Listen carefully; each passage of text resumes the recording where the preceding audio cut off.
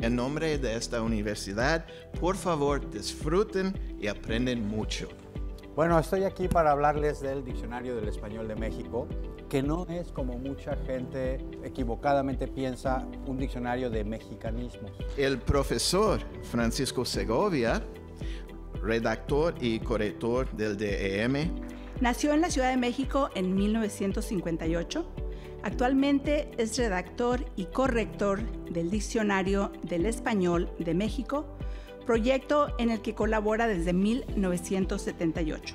El Diccionario del Español de México comenzó su recorrido, sus investigaciones hace 50 años. El director del proyecto decidió que no solo iba a contratar lingüistas que supieran, la cosa técnica sobre el lenguaje, sino que quería contratar gente que tuviera sensibilidad con el lenguaje. Poeta, ensayista y catedrático del Colegio de México.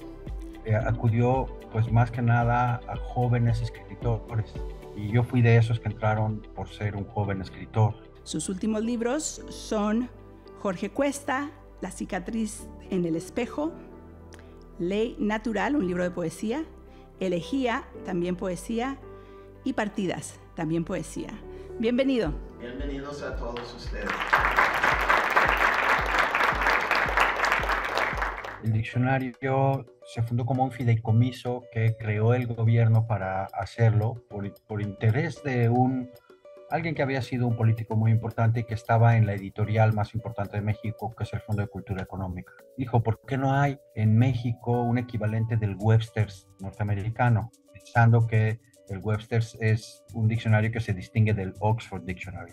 Al terminar el sexenio que había aceptado financiar el diccionario, pues el gobierno retiró su dinero, pero el Colegio de México aceptó absorberlo, digamos. El equipo se volvió más pequeño, por lo tanto nos tardamos más años, pero el colegio, adoptó esa criatura y desde entonces es un proyecto del Centro de Estudios Lingüísticos y Literarios del Colegio de México. Y porque estamos haciendo esta conversación aquí en Estados Unidos, ¿pudieras decirnos qué es el Colegio de México? ¿Cuáles son las funciones de este colegio? El Colegio de México es una universidad que empezó pequeña para los tamaños que suelen tener las universidades. Se formó primeramente para recibir a los profesores españoles que iban a llegar sin trabajo. Fue, por ejemplo, la primera universidad en México que dio títulos de relaciones internacionales o de demografía. Entonces, en esos centros se empezó a ver ya licenciaturas, no solo posgrados. Va creciendo cada vez más, pero de todos modos sigue siendo una universidad pequeña. ¿Cómo se relaciona este diccionario de México del español mexicano con la Real Academia de la Lengua Española, a la que todos solíamos acudir cuando estábamos en dificultades para escoger un término u otro? Todos acudíamos a la Academia Española porque no había a quién más acudir. Y acudíamos a la norma de los españoles y su academia, en cierto modo, se sentía dueña de la norma general del español. Y los que hablan bien somos los españoles. Los argentinos, mexicanos, venezolanos, pues hablan raro, ¿no? Cuando no mal, raro.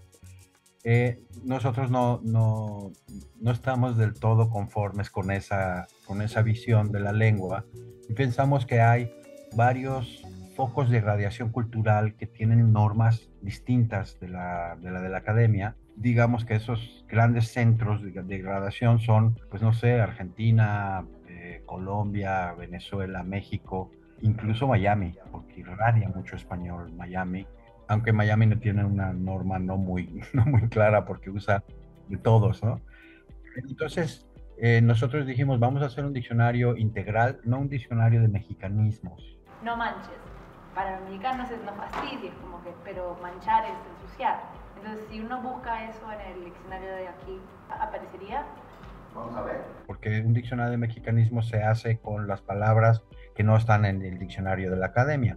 O sea que se hace para mostrar la diferencia con la academia y nosotros no queremos mostrar ninguna diferencia. Queremos hacer un diccionario del español completo según la norma mexicana y el uso mexicano. ¿En qué momentos de esa investigación para nosotros, los que usamos la lengua, no la estudiamos, podrían ser de particular interés? Son interesantes para todos, en especial los mexicanismos, es decir, la lengua que no compartimos con todos los demás, aunque los mexicanismos hay de muchos tipos.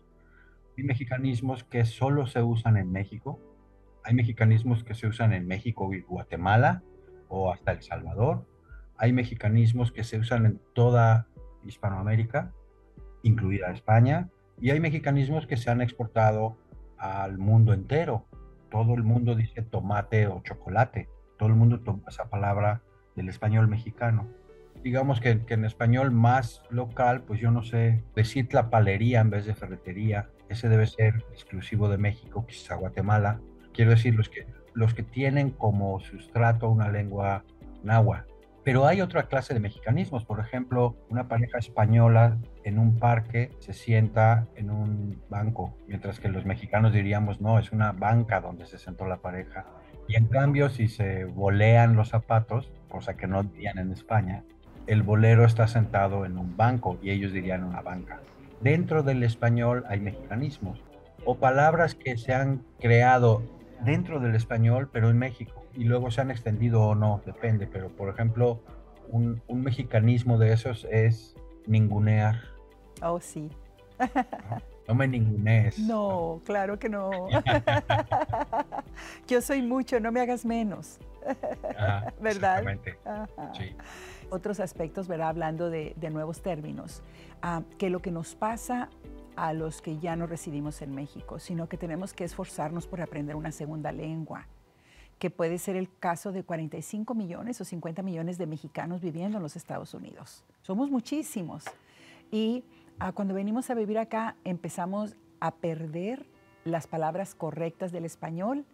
Y luego vienen los mexicanos que viven en México y nos dicen, ¿qué te está pasando? ¿Por qué hablas tan incorrectamente? ¿Cuál es tu opinión de ese español cambiado que terminamos por usar algunos de los que nos hemos esforzado por vivir entre dos culturas, entre dos lenguas, entre un esfuerzo tan grande, porque el cerebro vive en dos códigos, el código de la cultura, el código del lenguaje?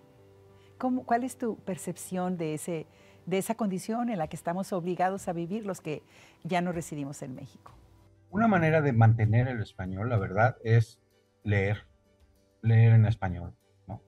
Ahora, sí entiendo que pase eso, pasa incluso en México con las lenguas indígenas. Siempre hay una lengua dominante y la otra suele ir perdiéndose porque los niños ya no se educan en esa lengua y los padres ya no quieren que hablen esa lengua porque esa lengua es una lengua oprimida y hay que aprender la lengua del dominante. Se han perdido ya varias lenguas indígenas. Me parece eso mucho más grave que lo que le pase al español en Estados Unidos, porque lo que le pase al español en Estados Unidos, si le sirve para comunicarse, está bien, pero el español no va a desaparecer por eso. El español, al revés, ¿no? Es ya, pues fuera del chino, es la más hablada del mundo. Ya hay más hispanoparlantes de lengua materna española que de inglés o de francés.